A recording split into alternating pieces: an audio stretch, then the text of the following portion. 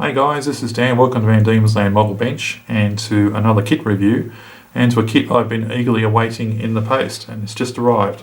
This is the Revell 132 scale Bell X1 Supersonic aircraft.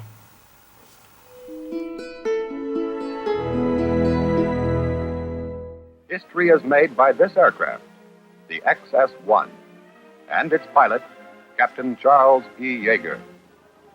This airplane and this pilot are about to be the first ever to fly faster than the speed of sound in level flight. So one of the interesting things about this particular kit is it's listed as being new, and I know this kit isn't because I actually built this very kit back in 1988 when it was first released by Revell USA, those kits did make their way down to Australia, but it looks like under the new Revell, which we know, without going all the history, we know that Revell's sort of been restructured and bought out. It looks like perhaps this kit was never released in Europe because they've decided to label it new, but the moulds in this are in fact from the 1988 release. On the back we do have some very nice photographs showing the kit actually assembled and painted, which look really good. As you can see, this kit includes some interior detail, which is very nice, and quite a nice representation of Chuck Yeager himself flying the aircraft, which is nice to see. A little bit of notes on the back here as well. Talks about that this is a replica of the Bell X1, the world's first supersonic aircraft, that on October the 14th, 1947, under the command of Captain Charles Yeager, broke the sound barrier and reached a speed of Mach 1.07. Kit includes detailed cockpit with instrument panel, detailed undercarriage, pilot figure, replica rocket motor, and a Decals set for 3 versions. Anyway, let's go ahead and have a look at the instructions.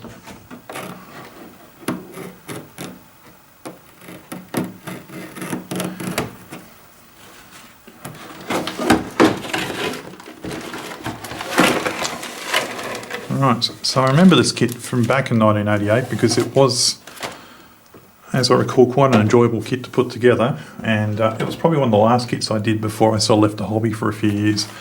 I do remember it being very much like a monogram kit from the day.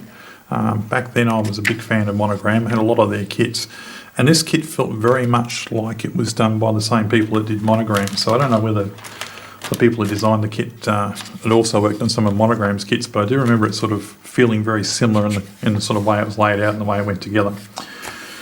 Being effectively a reissue, despite what the box saying it's new, we have the new style Revell instructions, so let's have a quick look at those first, and then we'll have a look at the plastic. Also, just to note, it is unfortunately, side opening box. It would be nice if Revell went to actually having lids.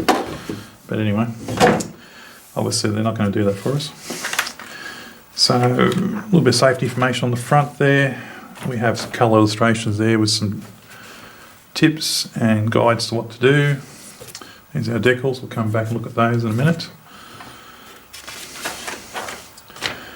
Okay, we have a list of our colours that we're going to be using, and also a suggestion for mixing some paints. It's rather interesting. So I'm going to guess maybe that's the orange. No, it looks like we're mixing some colours here for a yellow and grey.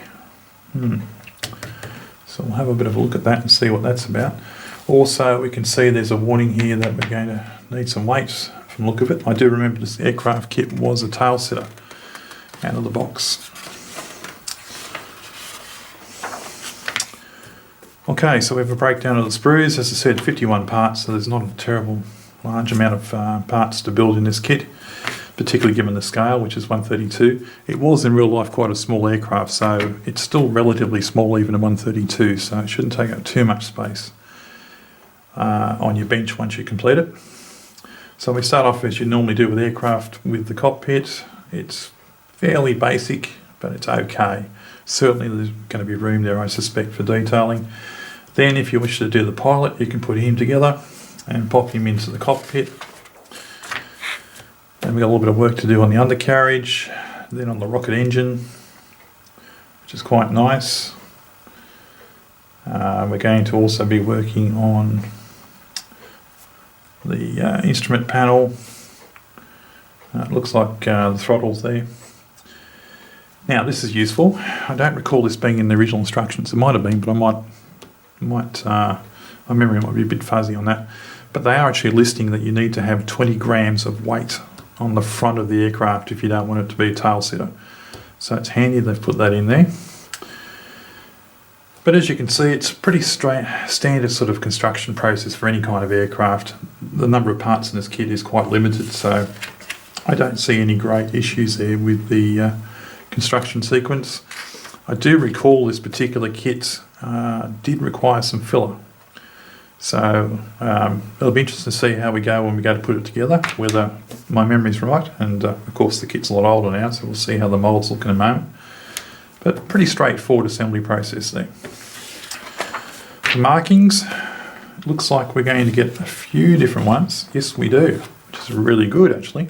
I don't think it had quite as many markings the first time around. Maybe it did, but again I can't recall.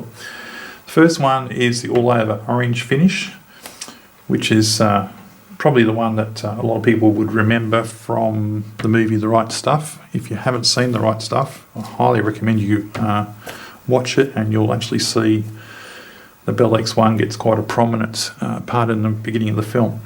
And there it is with the markings Glamorous Glennis, which was his wife. So he always had that on his aircraft. He used to have it on his P-51 Mustang during the war as well.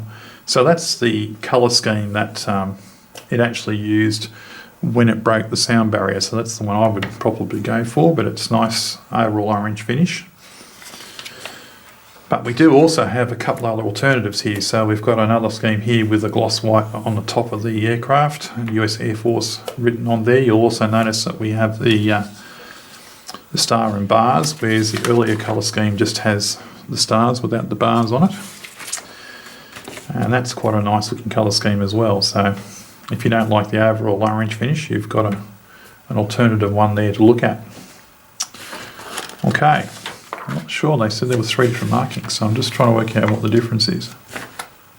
Right, so this is the original one, and we can see it's got overall orange and the serial number on the back, and there's a variant of it where it's got US Air Force has been added to it, and it also has the bars going across there, and then we've gone to the one with the white. So that's the 3 different types. So it's obviously just slightly different time periods for the same aircraft. Still, it's very nice that Revell have included that as an option, so you can choose which time period you'd like to represent the aircraft in. Okay, so the instructions are pretty straightforward. Let's have a look at our decals. I expect these will be a little bit better than they were back in the day in the first release. So, yep, really nice actually. These are being printed in Italy. We've got the Bell aircraft logos on the side, which is really important for this aircraft because they were quite prominent. We have some decals there for the instrument panel, and we have the 2 variants of the stars there. So they look very nice, don't look overly thick, not a lot of carrier film, so I think they should be very nice. So I'm happy with those. Alright, let's have a look at the kit itself. As you can see, it comes in one plastic bag in 1/32 scale. It's still a reasonable size kit. It's got a part count that's probably a little bit more closer to what we expect these days, 172 actually. Okay. Put one on the side for a sec. Looking at the plastic, the first impression you notice is it's got raised panel lines. Now, this is not something you'd probably expect from a new kit, which is what's advertised on the box, but obviously it's not a new kit, it's from 1988, and that's fairly atypical what we would see back then. Nonetheless, it's very nicely done, and it's certainly appropriate to the scale and the subject. You can also see that some of the engraved lines, like for the back here for the rudder, are also very nicely done. There doesn't seem to be any excessive flash. There's a little bit of flash on around some of the sprues, but overall the parts look like they've come through really nicely. So I don't think there's going to be any problems there with putting things together. You are going to lose a little bit of the raised panel detail when you actually obviously glue the 2 halves together, so you'll have to make a decision what you're going to do about that. But the panel lines are fairly minimal, so there won't be too much work to do. Interior of the wheel well bays is what you would call okay, but not exceptional. You could, again, if you wanted to, put a little bit more detail in there, add some brake lines and other things in there, but it looks okay. Okay, so here's the giveaway. If we look here on one of the elevators, you can actually see it's got copyright Revell Incorporated 1988 USA. So I didn't even think they were still putting those kind of markings on kits back then, but they did, so you'll have to sand that off. The rocket motor itself looks quite nice. It's not super detailed, but it's certainly reasonable, although most of that's going to be obscured because it'll be inside the back of the aircraft, so you're not going to see it, but nice that they put it there. Looking inside the wing, we can also see another copyright notice, and this one again is 1988. Okay, so overall not too bad. There's a couple of ejection pin markings. Okay, there's a couple of ejection pin markings we're going to have to look at for the inside of the doors, which is a bit unfortunate, but they should be able to be removed. And we also have a little bit of detail on the back of the instrument panel, which is nice. So all the instruments are there, but it might be a good candidate for perhaps drilling those out and putting some wiring in them, so that makes it look a bit more detailed, because I think you do see that actually when the cockpit's put together. Let's go and have a look at the other sprue. So on this sprue we do have the wheels, which actually look very nice, and they actually even have some markings on the tyres, which is something you don't see a lot these days, but that looks great. The tyres, the wheels themselves are actually moulded in two parts for the back wheels, so you are going to have to glue those and deal with the seam. There is a tread pattern on the wheels though, which is again quite nice, so if you take a little bit of care, they should come up and look really quite good. The front wheel is a one piece, and it too has markings on the side of the tyre itself, and again looks quite nice. I don't think there's anything wrong with that at all, so a little bit of patience, I think they'll come out looking really nice. The interior of the cockpit is, by today's standards, fairly basic, but back in the day was actually pretty good, and even now I think it's not too bad. If you were to do a bit of careful painting, perhaps a little bit of shading, that should come up looking quite good. The pilot figure that comes with the kit is actually very good. Nice level of detail. He has some nice creases in his actual flight suit, so if you're a model that likes to try and add some of that sort of three-dimensional look to your pilots, to your figures when you paint them, this one should lend itself well. Very nice period accurate helmets, goggles and oxygen mask, which look fantastic. So they're really nice. We also have the tops of the wings, which again raise panel lines but look quite good. And again, nothing wrong with those at all. They all come up really nicely.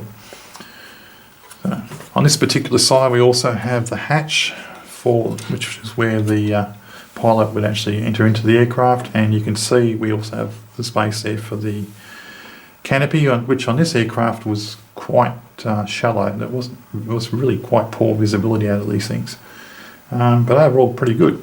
We also have a little bit of detail for the side of the cockpit as well, so we have some instruments. It looks like we've got our oxygen and a few other different controls, presumably for the rockets, on the side of the cockpit wall there, which looks quite nice, and they should come up well with some paint.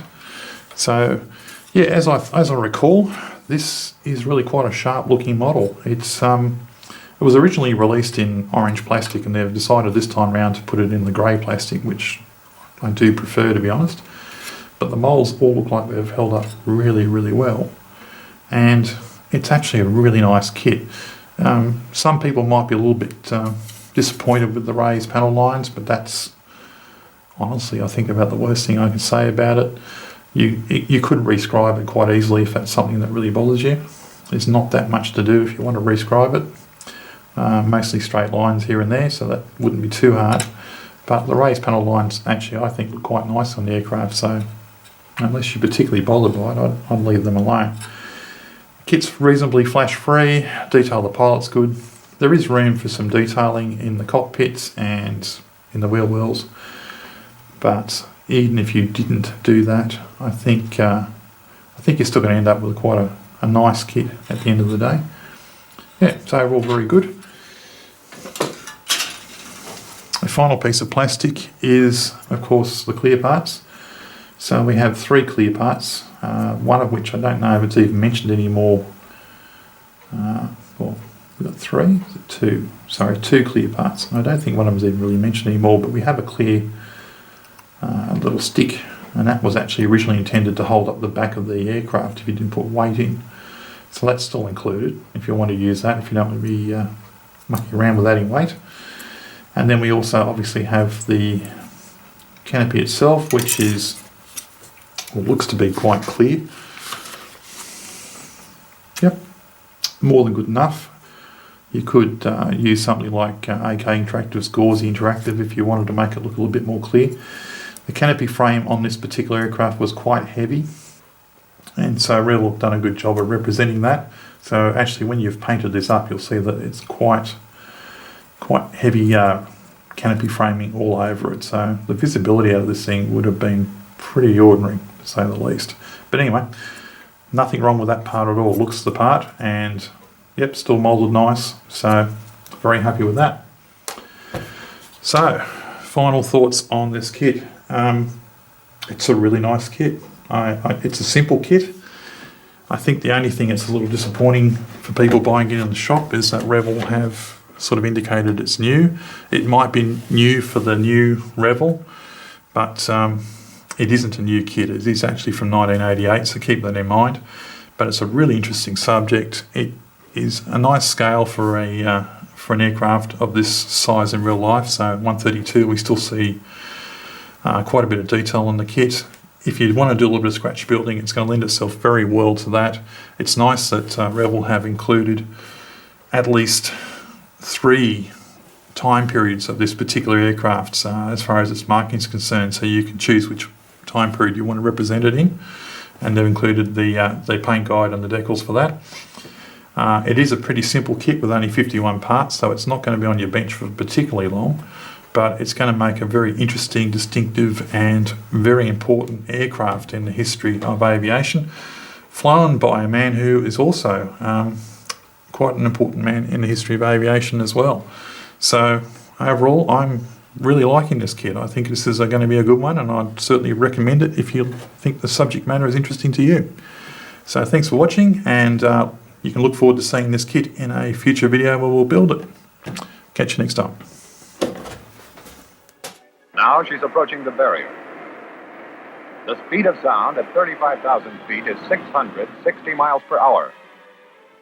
The really big moment. Through the sound barrier. The first time ever in level flight.